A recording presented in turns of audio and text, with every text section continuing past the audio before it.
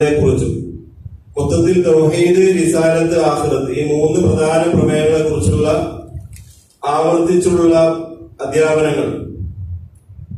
കാരണം വിശ്വാസം ഉറപ്പിക്കുക എന്നുള്ളതിലൂടെയാണ്, വിശ്വാസപരമായ കാര്യങ്ങൾ കൃത്യമായി ഉൾക്കൊള്ളുക എന്നുള്ളതിലൂടെയാണ് ഒരു മനുഷ്യന്റെ വിജയം സാധ്യമാകുന്നത്.